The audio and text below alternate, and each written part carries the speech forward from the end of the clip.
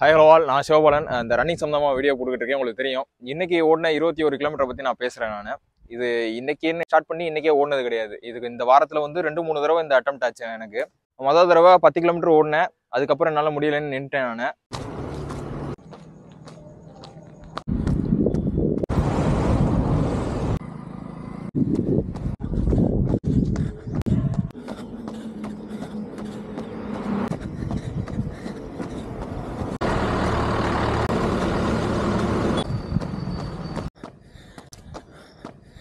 அவ்வளோதான், 10 கிலோமீட்டர் நின்றாச்சு. நினச்சேன், ஏன்னா நேற்று தான் லெக் ஒர்க் அவுட் போட்டிருக்கேன்.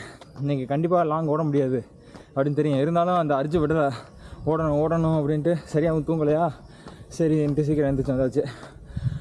அப்புறம் இன்னொரு நாள் வந்து சீக்கிரமாகவே எழுந்திரிச்சிட்டேன்னு சொல்லி அப்புறம் ஒரு காலையில் எழுந்திரிச்சு ஓட ஆரம்பித்தேன். அதுவுமே முடியல.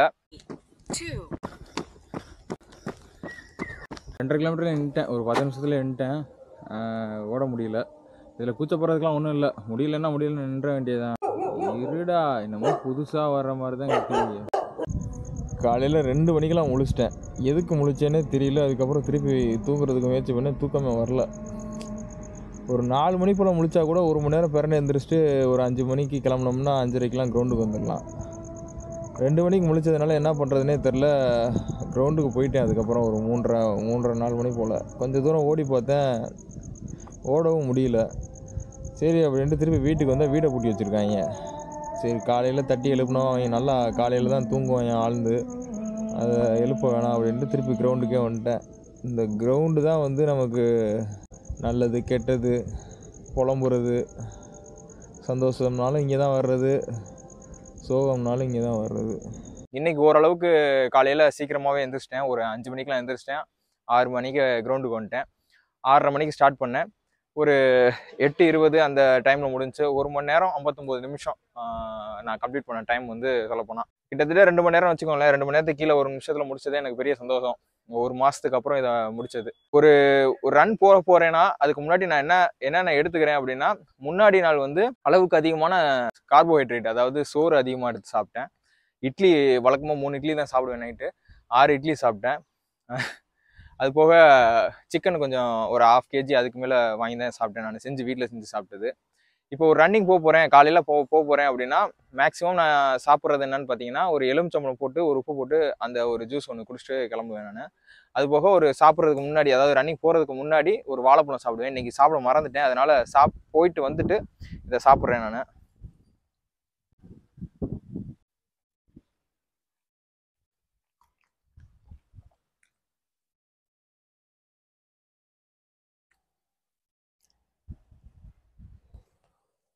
ஏதாவது மாட்டுக்கு வந்துச்சுன்னா கொடுக்கலாம்.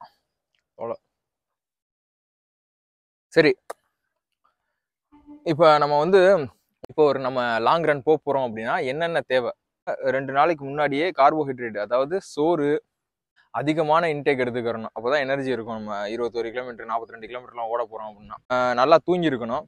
ஒரு 5-6 லிட்டர் தண்ணியாச்சும் குடிச்சிருக்கணும். இப்போ காலையில் எந்திரிச்சிட்டிங்க, இந்த டிஸ்டன்ஸ்ன்னு செட் பண்ணிட்டீங்க.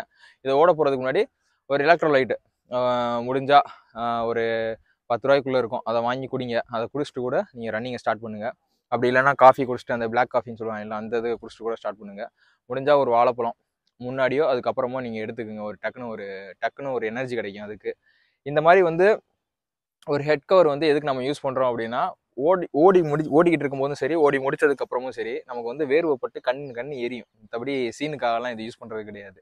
இதை நிறைய தடவை சொல்லியிருக்கேன் நான். இப்போ நீங்கள் 5 கிலோமீட்டர் ரேஸுக்கு ட்ரை பண்ணிக்கிட்டு இருக்கீங்க, இல்லை 10 கிலோமீட்டர் ட்ரை பண்ணிக்கிட்டு இருக்கீங்க அப்படின்னாலும், இப்படி 21 அப்படின்னு நீங்கள் ஓடுறீங்க, இல்லை ஒரு 32 ஓடுறீங்க, 42 ஓடுறீங்க அப்படின்னாலும், இப்படி ஓவராலாக நீங்கள் பார்க்கும்போது, இப்போ 400 மீட்டர் நம்ம ஸ்ப்ரிண்ட் ட்ரை பண்ணுறோம், 1000 மீட்டர் ஸ்ப்ரிண்ட் ட்ரை பண்ணுறோம். இதெல்லாம் வந்து ஒர்க் அவுட் ஷெடியூலில் வந்துடும்.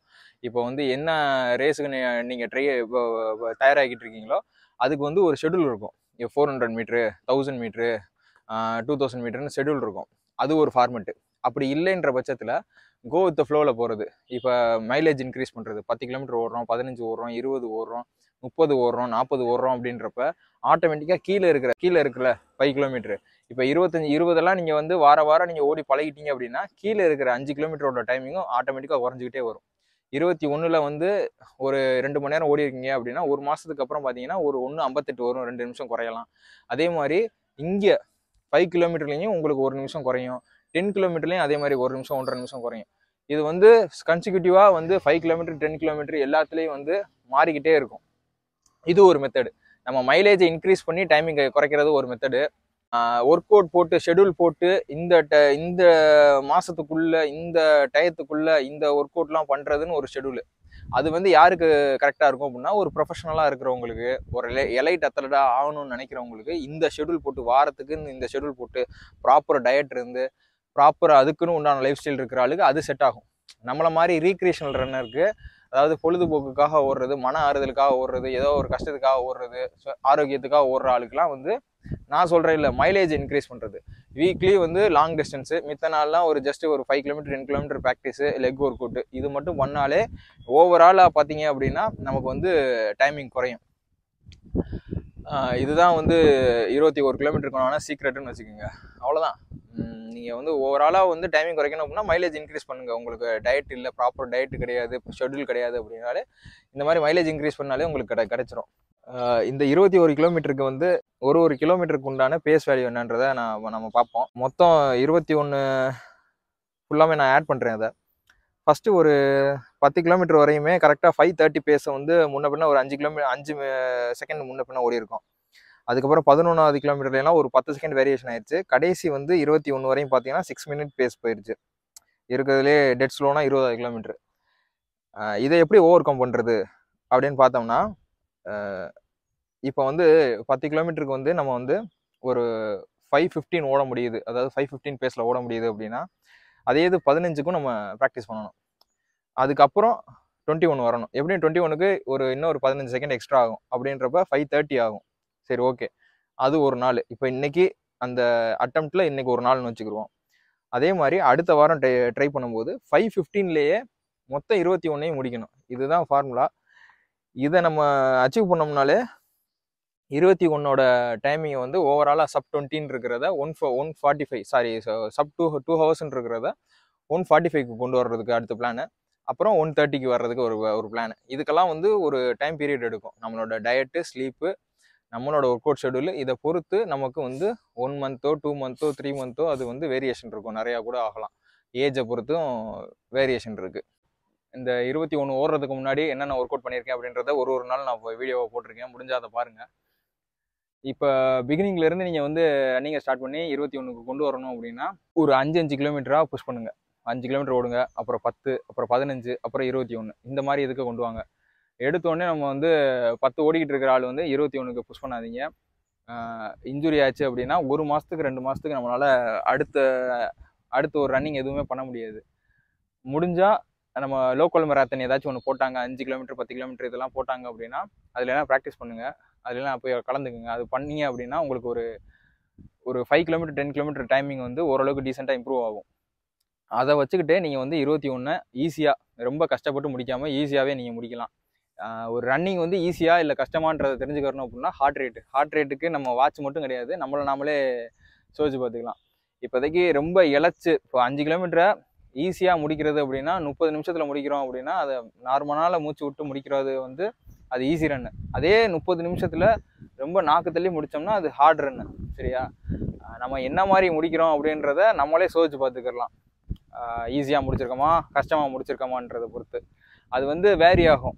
ஒரு நாள் நம்ம தூங்கி இருக்கிறது, தண்ணி குடித்தது, சாப்பிட்டது, நம்ம ஒர்க் அவுட், இதை பொறுத்து அந்த ஈஸி ரன்னு ஹார்ட் ரன்னு மாறும். நல்லா ப்ராக்டிஸ் பண்ணாலுக்குமே ஒரு சில நாள் ஈஸி ரன்னாக ஓட வேண்டியது ஹார்ட் ரன்னாக மாறும். டெய்லி ப்ராக்டிஸ்லேயே இருக்கணும், ப்ராப்பராக ரெக்கவரி இருக்கணும், நல்லா தூங்கியிருக்கணும், ஒரு 5 லிட்டர் தண்ணியாச்சும் நீங்கள் டெய்லி குடிக்கணும். அப்போ தான் வந்து சீக்கிரமாக வந்து டீஹைட்ரேட் ஆகாமல் அந்த ரன்னை கம்ப்ளீட் பண்ண முடியும். இதுக்கப்புறம் ஹில் ஒர்க் அவுட் நாளைக்கு இல்லை நாளை கழிச்சு அழகர் கோயில் போவேன், அதை வந்து ஆட் பண்ணுறேன் உங்களுக்கு. ரன்னிங் சம்மந்தமாக வீடியோ போடுறது வந்து ரொம்ப ஆர்வமாக பார்க்குற ஆள் ரொம்ப கம்மி தான். இருந்தாலும் ஒரு எஃபர்ட் எடுத்து போடுறேன் அப்படின்ற பட்சத்தில் அதை ஏற்கனவே பார்க்குற ஆள் பார்த்துட்டு ஏதாச்சும் ஒரு நிறைய குறைகள் இருந்ததுன்னா கமெண்ட்டில் கேளுங்க. அப்போ தான் எனக்கும் அடுத்தது போடுறதுக்கு ஒரு 500 பேர் பார்த்துருக்கீங்க, 1000 பேர் பார்த்துருக்கீங்கன்னாலும் அதை ஒரு கேள்வியாக கேட்டிங்கன்னா எனக்கு அப்போ தான் வந்து அடுத்ததாக ஏதாவது பண்ண முடியும். அது யாருமே எதுவுமே பார்க்கல கேட்கல அப்படின்னா அது ஒன்றுமே செய்ய முடியாது.